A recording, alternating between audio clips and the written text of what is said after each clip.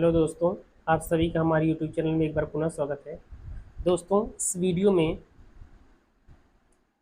हम लोग जो है क्लास 10th के पोएट्री के एक पोएम का स्टडी करेंगे जिसका नाम है how to tell wild animals. ये जो हमारी पोएम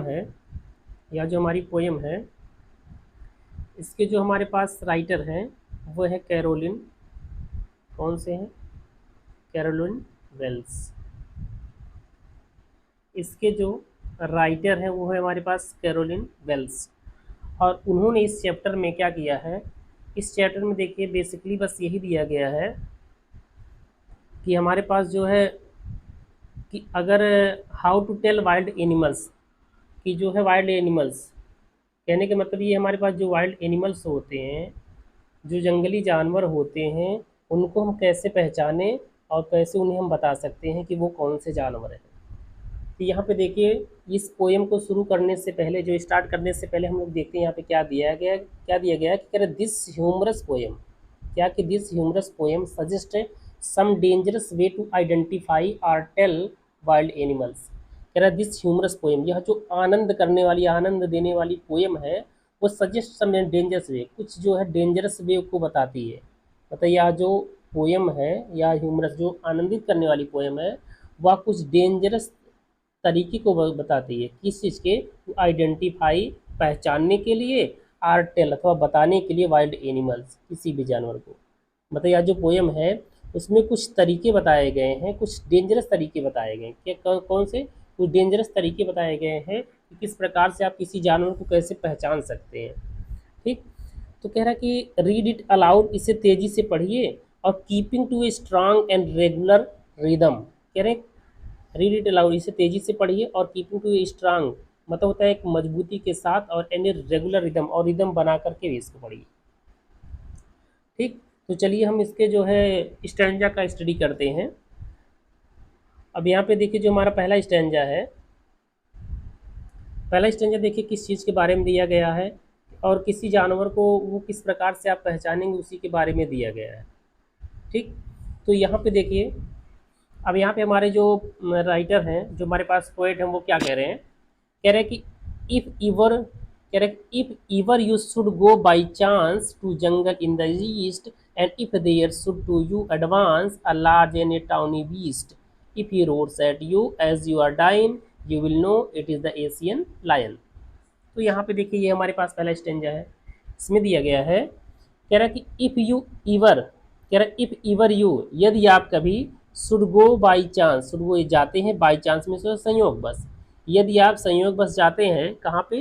टू जंगल, जंगल्स में, इन द ईस्ट मतलब होता पूरब के। कह रहा है कि यदि आप कभी संयोग बस पूरब के जंगल को जाते हैं, मतलब यदि आप किसी संयोग बस, किसी बाई चांस जो है आप पूरब के जंगलों में जाते हैं, ईस्ट के जंगल्स में जाते हैं, and there should to you advance a large and a tawny beast, and if, और यदि, देयर वहाँ पे कह रहा है शुड टू यू आपके तरफ, एडवांस में होता है चल के आता है, और यदि वहाँ आपके तरफ कोई चीज़ चल के आता है, क्या आता है? अ large and a tawny beast, एक बड़ा या विशाल, टाउनी में होता है भूरे रंग का, बीस्ट में होता है जंगली जानवर। कह रहा कि और यदि वहाँ आपकी तरफ एक बहुत विशाल और भूरे रंग का जानवर आपकी तरफ आगे बढ़ता है, तो और क्या कह रहा है कि और if he roars at you, और यदि ही रोड्स एट यू, और यदि वह आपको देखकर या आपके ऊपर ऐसे दहाड़ता है कि एज यू आर डाइंग, कि जैसे आप मरने वाले हो। अब यहाँ देखिए कितनी ह्यूमरस हमारे पास पोएम दिया गया है। एक तरीका खतरनाक बताया, वैसे भी एक तरीका बता सकते थे कि आप किताबों में देख करके, पढ़ करके, मोबाइल में देख करके, टीवी में देख करके आप जानवरों को पहचान सकते हैं, लेकिन ये कौन सा तरीका बताए हैं? सीधे आमना सामना, मतलब फेस टू फेस जब आप उससे मिलेंगे तो किस प्रकार की आपकी फीलिंग होगी, उसी प्रकार देखिए अभी ऐसे बता रहे हैं। कह रहे हैं कि if he roars at you, कह रहा है कि if he roars at you, यदि वह आपके ऊपर ऐसे दहाड़ता है एज यू आर डाइन, कि जैसे आप मरने वाले हो, तो यू विल नो इट, तब आप यह जान जाएंगे कि it is the Asian lion, की यह एशिया का शेर है। देखिए मतलब क्या कह रहे हैं, फिर से एक बार देखिए, कह रहे हैं if you ever should go by chance to the jungle in the east, यदि आप संयोगवश या बाई चांस पूरब के जंगलों में जाते हैं, and there should to you advance a large and tawny beast, और वहाँ पे एक बहुत विशालकाय और भूरे रंग का जानवर जो है एडवांस टू यू, आपके पास आता है। और कह रहा है if he roars at you, और यदि वह आपके ऊपर बहुत तेजी से दहाड़ता है, एज यू आर डाइन, कि जैसे कि आप मरने ही वाले हो, तो यू विल नो, तो आप जान जाएंगे कि it is the Asian lion, की क्या है, एक एशियाई शेर है। अगले अगला स्टेंजर देखिए। अभी तो पहले स्टेंजा में किसके बारे में दिया था हमारे पास, एशियाई लायन के बारे में दिया था। हम लोग देखते हैं सेकंड स्टेंजा में किसके बारे में दिया गया है। ठीक, अब देखिए यहाँ पे दिया गया क्या कि are if some time when roaming around a noble wild beast greets you with black stripes on a yellow ground, just notice if he eats you, this simple rule may help you, you learn the Bengal tiger to discern. अब यहाँ पे देखिए किसके बारे में दिया गया है, बंगाल टाइगर के बारे में। ठीक, अरे अब मान लीजिए आप वहाँ से बच भी गए तो आगे क्या होगा, कह रहे मान लीजिए अब आगे चले जाते हैं, कह रहा अथवा इफ सम टाइम, यदि किसी समय, व्हेन रोमिंग अराउंड, यदि आप अपने आसपास टहल रहे हो, घूम रहे हो बिना किसी काम से, मतलब टहल रहे हो। कह रहे कि if sometimes when roaming around, यदि आप बिना किसी काम के अपने आसपास टहल रहे हो, तो कह रहा है अ noble wild beast greet you, और एक श्रेष्ठ जंगली जानवर, ग्रीट्स में अभिवादन करना लेकिन मिलना है, और यदि कोई श्रेष्ठ जंगली जानवर आपसे मिल जाता है, कह रहा कि विथ ब्लैक स्ट्रिप, जिसके कह रहा विथ ब्लैक स्ट्रिप, जिसपे काली काली धारियां हो, आने येलो ग्राउंड में होता है, ग्राउंड में होता है भूम, बट यहाँ पे क्या है पृष्ठभूमि, मतलब उसकी पीठ है, और जिसकी जो है येलोइस मतलब होता है पीले, पीले पीठ पर जो है ब्लैक हमारे पास स्ट्रिप ब्लैक धारियां हो। ठीक, फिर से एक बार देखिए, कह रहा कि are if some time when roaming round, यदि आप किसी समय अपने आसपास घूम रहे हो और एक श्रेष्ठ जानवर आपसे मिल जाता है, जिसके पीले पीठ पर जो है ब्लैक रंग की क्या है हमारे पास वहाँ पे धारियाँ बनी हुई हैं, तो जस्ट नोटिस, आप यह ध्यान दीजिए कि इफ़ ही ईट्स यू, यदि वह आपको खाता है, तो आप ध्यान दीजिए कि जब वह आपको खाता है या आपको खाने वाला होता है, तो this simple rule may help you, यह साधारण या सिंपल नियम आपको यह बता सकता है, मे हेल्प यू, आपकी सहायता कर सकता है क्या, यू लर्न, आपको सीखने में। तो यह सिंपल रूल जो है आपको यह सीखने में कर सकता है क्या, द बंगाल टाइगर टू डिसन, मतलब होता है बंगाल टाइगर, और डिसन का मतलब आइडेंटिफाई करने में। तो यह रूल जो है आपको बंगाल टाइगर को पहचान करने में हेल्प कर सकता है। कौन सा, कि जब वो आपको खाने वाला रहेगा। ठीक, एक बार पुनः देखिए, कह रहा है कि or sometimes when roaming round, यदि आप किसी समय जो अपने आसपास घूम रहे हो और एक श्रेष्ठ जानवर आपके सामने आ जाता है, जिसके पीले जिसके पीले पीठ पर जो है ब्लैक रंग की धारियां होती हैं, तो जस्ट नोटिस, आप यह ध्यान देते हैं कि फीड से, जैसे कि वो आपको खाने वाला है, तो this simple rule may help you to learn, तो यह जो साधारण नियम है वह आपको सीखने में मदद कर सकता है, क्या सीखने में, the Bengal tiger to discern, Bengal tiger को पहचानने में। तो यह साधारण जो नियम है वह बंगाल टाइगर को पहचानने में आपकी सहायता कर सकता है। तो दूसरा स्टेंजा हम लोगों ने देखा, ये बंगाल टाइगर के बारे में यहाँ पे हमारे पास पोएट ने हमें बताया है।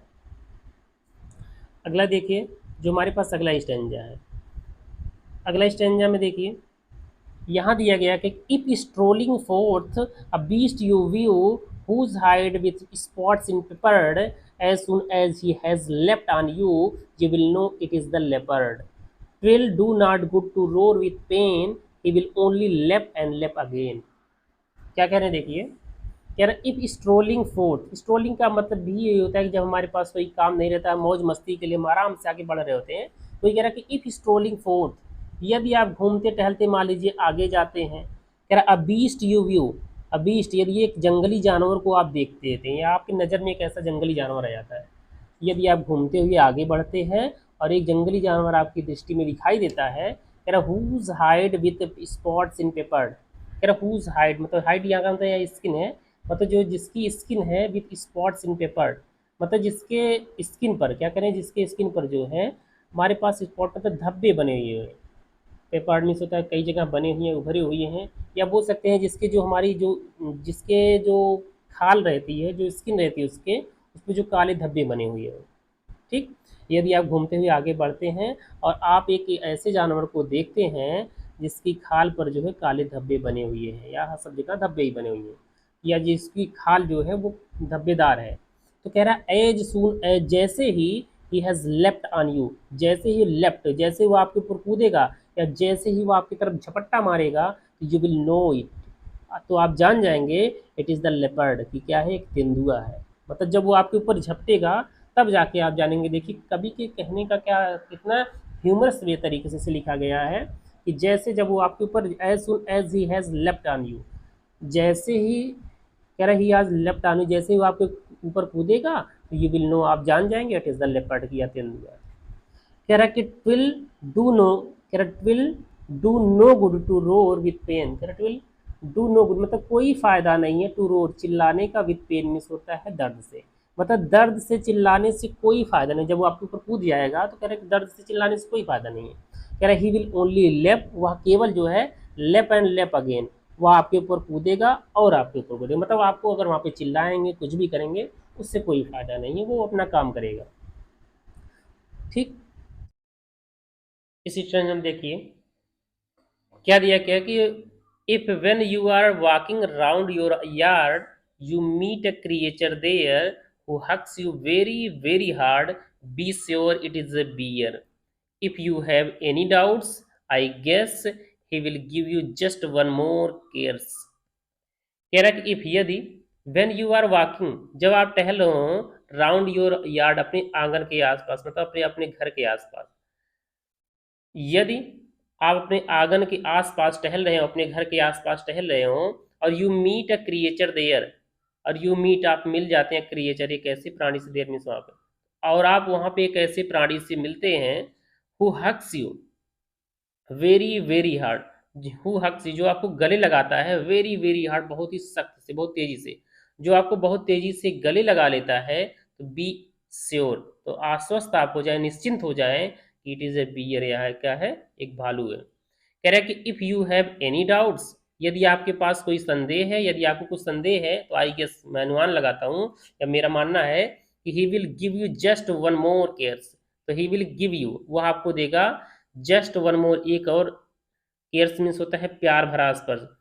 अगर आपको कोई संदेह है तो मेरा अनुमान है कि एक बार पुनः वह आपको प्यार से क्या करेगा, टच करेगा, छुएगा। केयर्स का मतलब होता है टच करना, स्पर्श करना। तो इस स्टेंजा में किसके बारे में दिया गया, हमारे पास बियर्स के बारे में दिया गया है। नेक्स्ट स्टेंजा की हम लोग बढ़ते हैं। नेक्स्ट स्टेंजा में देखिए कह रहा कि दो to distinguish two beast of prey और novice might nonplus the crocodile you always may tell from the hyenas thus. कह रहा दो यद्यप की, टू डिस्टिंगाइज का मतलब होता है आइडेंटिफाई करना, मतलब आइडेंटिफाई करने के लिए, पहचानने के लिए। बीस्ट ऑफ प्रे मीन्स होता है, beast of prey, beast means होता है जानवर, और प्रे मीन्स होता है शिकार करने वाले। मतलब ये बोल सकते हैं कि यद्यपि शिकार करने वाले जानवरों की पहचान के लिए या पहचानने के लिए, और नाविस एक नया व्यक्ति, मतलब जो किसी भी काम में नया होता है तो नाविस बोलते हैं, एक नया व्यक्ति माइट नॉन प्लस वो गलती कर सकता है, नॉन प्लस का मतलब गलती करना। कह रहे कि यद्यपि शिकार करने वाले जानवरों की पहचान के लिए एक नया व्यक्ति जो है माइट नॉन प्लस वह गलती कर सकता है, मतलब किसी भी नए जानवर को पहचानने में एक नया व्यक्ति जो है पहचान वो गलती कर सकता है। कह रहा कि द क्रोकोडाइल मगरमच्छ यू ऑलवेज में टेल, यू ऑलवेज में टेल आप हमेशा बता सकते हैं फ्रॉम द हाइना, हाइना से मतलब लकड़बग्घे से, मतलब अलग बता सकते हैं 10 इस प्रकार। क्या कह रहे हैं कि that crocodile you always may tell, मतलब मगरमच्छ को आप हमेशा बता सकते हैं फ्रॉम द हाइना, हाइना से मतलब हाइना से आप अलग बता सकते हैं 10 इस प्रकार से। कैसे बता सकते हैं, क्या कह रहे कि hyenas come with merry smiles but if they weep they are crocodiles. कह रहे कि हाइनाज जो लकड़बग्घे होते हैं, कम विथ मेरी स्माइल्स मतलब होता प्रसन्नचित जो होकर, प्रसन्नचित होकर के और मुस्कुराते हुए आते हैं। लकड़बग्घे जो होते हैं, जो हाइना होते हैं, वो प्रसन्नचित होकर के और मुस्कुराते हुए आते हैं।